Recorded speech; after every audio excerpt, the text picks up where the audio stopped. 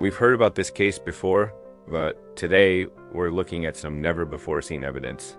In 2013, Canadian student Elisa Lam was found unalived in a water tank atop a Los Angeles hotel. It was an odd set of circumstances surrounding her passing. The official cause was accidental drowning, but there was no way she could have gotten into that tank accidentally. And that's just the start of the bizarre details in this case. It was February when 21-year-old Elisa Lam arrived at the Cecil Hotel in downtown LA. The building had a reputation as a transient hotel, the type of place where people go when they're between homes or in between jobs. But that wasn't Elisa's style. She was a full-time student at the University of British Columbia, and the Cecil was just one stop on her spring break trip. Within 2 days of checking in, she was found unalive. She was found at 8:20 p.m. by someone who was working on the roof.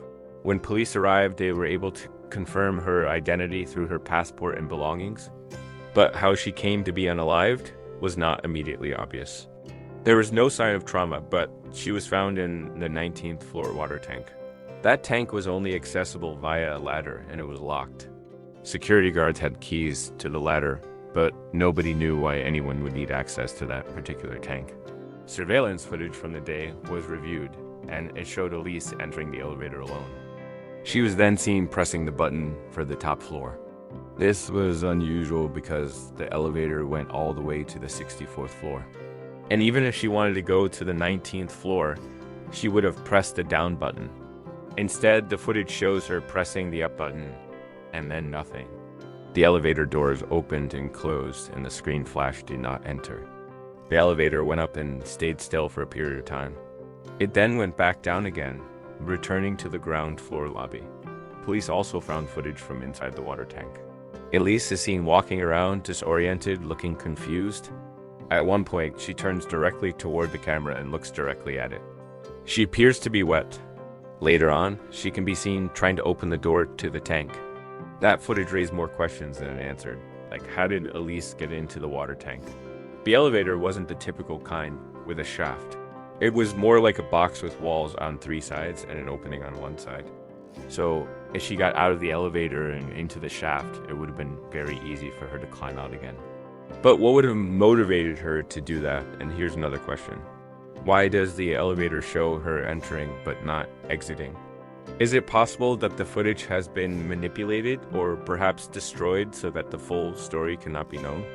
Perhaps the most disturbing part is that throughout all of this, she appears to be completely alone. Yet the footage later shows her trying to open the hatch door. Was she trapped in there? Was somebody watching her? As for how she ended up unalived in that tank, several theories have been posited.